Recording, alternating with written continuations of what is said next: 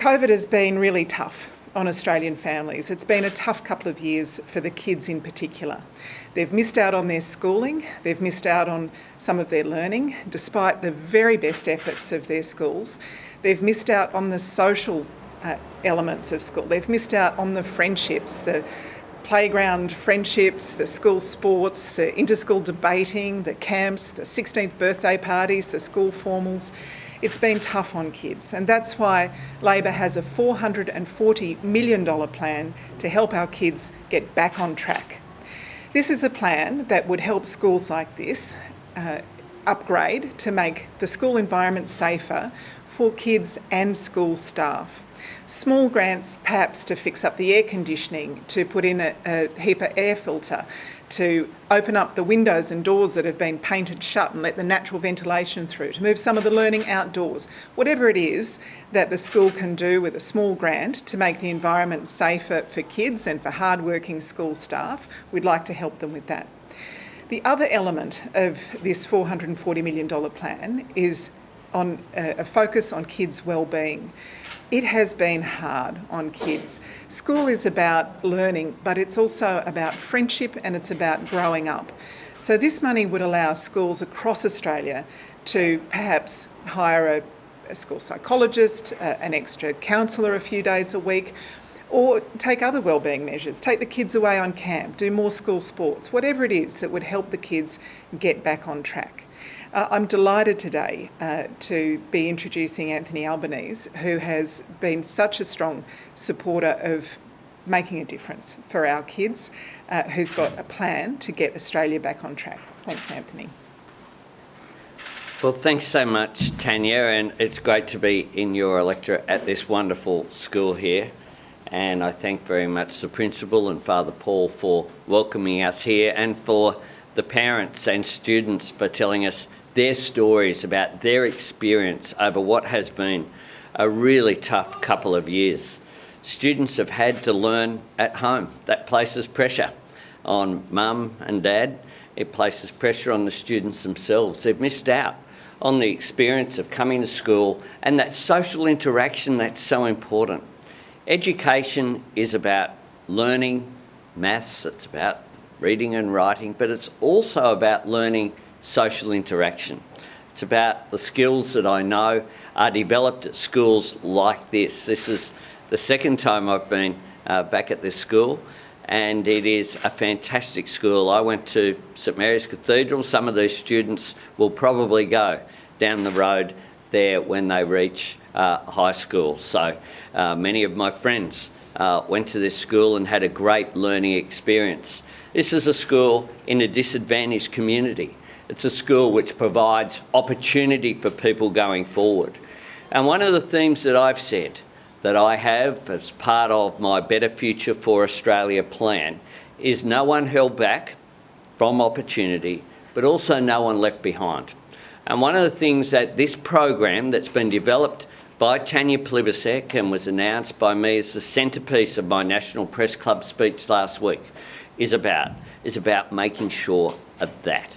Making sure that our youngest Australians who have done it tough get brought back up. So practical help in terms of school infrastructure and capital funding to assist schools with ventilation, to assist schools with infrastructure to deal with making schools safer for students and for the learning experience, but also making sure that students can catch up, whether that be a psychologist because of the mental health issues that we know have become more acute as a result of students being locked down and not having that social interaction and having to deal with homeschooling and all the hardship that students have suffered from over the last couple of years. Or it might be to go to a school camp, to have that experience or engaging in some sporting activity or something outside the school that I know schools like this do so well in order to provide that opportunity and that experience for young people. This is a practical plan. It's one that I'm surprised that the Prime Minister yesterday didn't take the opportunity to match, frankly, when he spoke at the National Press Club. This is the sort of planning that we need. Labor values education. Education and health are just core things that Labor gets done. Yesterday was the birthday for Medicare. Today I'm here in a school with our education spokesperson, the person who will make a great education minister for Australia because she's passionate about children having opportunity. Tanya's also passionate about the difference that it can make to providing a better future for Australia. Happy to take questions. Mr. Albanese, as we know, schools are back. Most students went back yesterday and more are coming back tomorrow. How confident are you that the COVID safety measures that have been put in place by the New South Wales government is enough, especially since vaccination rates for children are still quite low? Well, it is unfortunate that the government didn't put in place measures to ensure that every child had the opportunity to be vaccinated before school returned. That's what Scott Morrison said he would put in place. And once again, the promise has not been delivered. So that's unfortunate, and I know that that's causing some anxiety. But I know the parents and teachers and schools and state governments are doing their best to put in place measures to keep students safe. They know how important it is for students to return to school.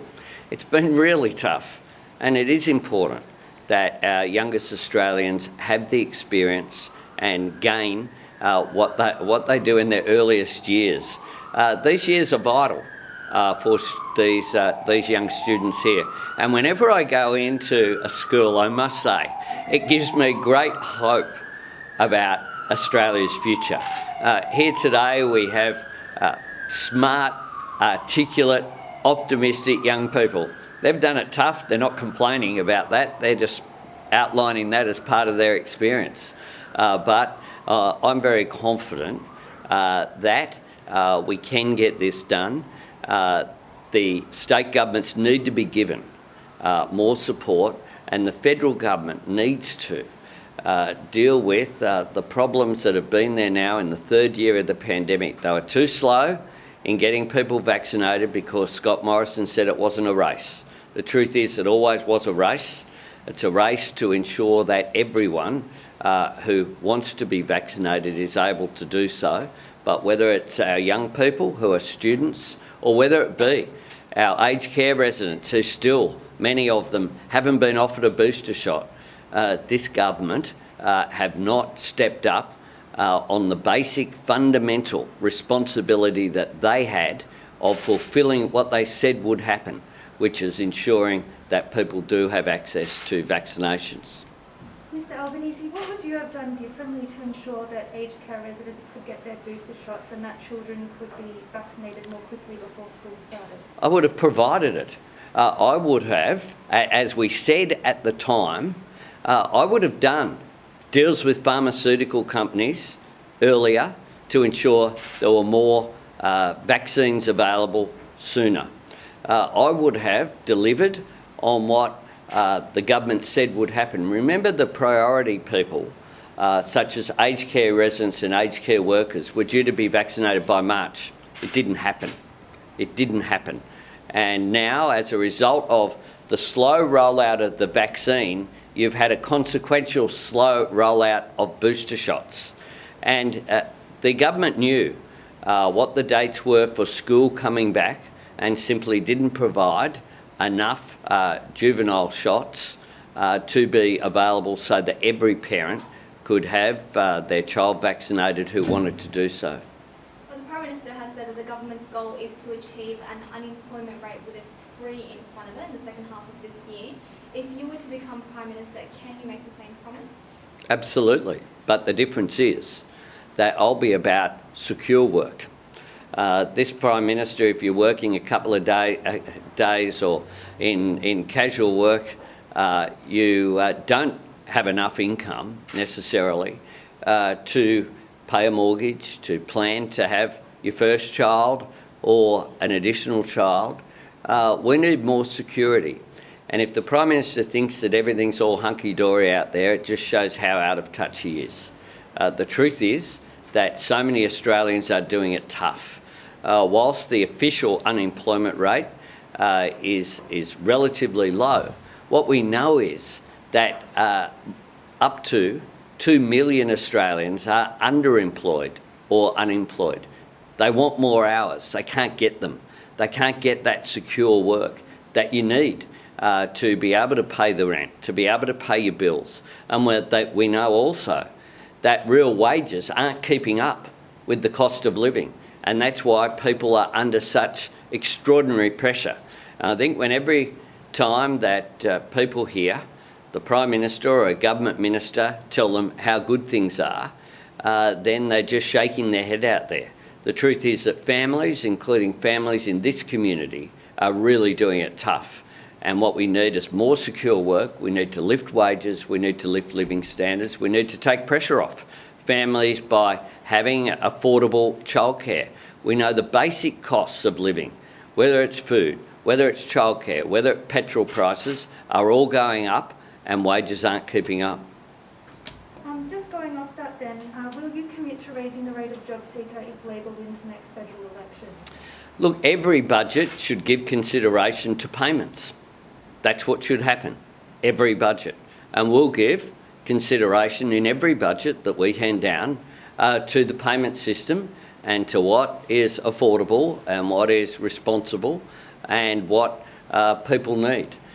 So we will be doing that as a matter of course if we're successful in each and every budget, as Labor governments in the past have done.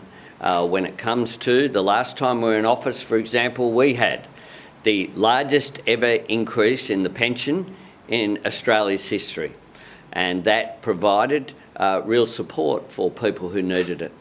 On aged care workers, you said that you support an increase on their wages. Do you support the 25% increase that was proposed by a union? If not, how much do you support? Well, it's a matter for the Fair Work Commission, but what the government should be doing is putting forward a submission saying they support an increase. This government's made no submission to the Fair Work Commission to say that the government supports an increase in people's wages. And quite frankly, for aged care workers, the government clearly is looking at how they provide them with one-off payments in March and in May. I wonder what else is happening in May. It's just like cynical beyond belief that this government thinks that in the month that there's an election, they can give a one-off payment to aged care workers who've been left behind, who weren't able to be vaccinated, who are suffering from being underpaid and overworked over the last 2 years, and think that they should be grateful for this one-off payment at the timing of in the lead up to the election and then on election date. And then afterwards, after May, they're back to where they were. Well, we need to deal with this issue. The Royal Commission identified low wages and conditions as creating real pressure in the aged care system. Our aged care workers are heroes, but at the moment, they're working in facilities where we know that too many aged care residents aren't able to be showered, they're not getting the food that they need, and they're not getting the care that they need, including having wounds unattended to. This is 2022 in Australia. We surely deserve better than that for our older Australians who built this country. We stand on their shoulders. They deserve respect and dignity in their later years, and this government, in the words of the interim report of the Royal Commission in its title, in one-word summary, was neglect. That was how they summed up the aged care system. And at the moment, that neglect has been magnified by the pandemic, with aged care residents today unable to see their loved ones. There are some 20,000 active cases of residents and aged care workers suffering from COVID today, and the Prime Minister comes along with a couple of one-off payments. What do you think of the leaked text messages between former Premier Gladys Berejiklian and an unnamed senior minister in which she allegedly called the Prime Minister a complete psycho and a horrible person? Well, these are extraordinary text messages from the people who know Scott Morrison the best. These are people who have observed him, and I note that the Premier of New South Wales at the time, Gladys Berejiklian, was, of course, engaged in fighting the impact of bushfires, which were devastating. People were losing their lives, homes were being burnt down, communities were under siege throughout New South Wales, Victoria, South Australia. This was a devastating period. And first the Prime Minister went missing, and then he was, as always, too little too late. Again, the Prime Minister had been warned by the former bushfire chiefs and others that there was a devastating summer ahead. The Prime Minister at that time and other ministers in the lead up to that event, of course, were too busy dismissing any link between climate change and bushfires was their priority. But the statement from the former Premier, or the Premier at the time, where she said this: "Lives are at stake today and he's just obsessed with petty political point scoring," I think is devastating. I think that alone is enough to disqualify him from being someone who secures a second decade in office. Australians deserve better than that. And the Premier's statement at the time, along with other statements that are made between her and a Cabinet Minister, are quite extraordinary. The Cabinet Minister, of course, and I don't know who the Cabinet Minister is, said also the mob have worked him out and think he's a fraud. Well, if people who are Liberal Cabinet Ministers think that, Australians will make their own judgment. Sorry, just one more from me. South Australia has raised concerns that people will be in isolation on polling day of the state election. Have you been told how the AEC will handle the federal election if this happens, and do you have concerns about how people will be able to vote? No, I haven't had those discussions with the AEC. I'm not aware of whether the party political organisations have done, but we need to make sure that every Australian has the right to vote. That's an important democratic principle. It's one that we fight for. It's one that our country holds dear. Our democratic right to have one vote, one value is very important, and we need to make sure that every Australian has the opportunity, and indeed we know they have a responsibility in this country. Unlike many others, we have a responsibility to cast our vote as well, and that's something that I certainly cherish, and I think Australians do as well, and something we should be very proud of as a democratic nation, particularly with the rise of authoritarianism in various parts of the world. Thanks very much.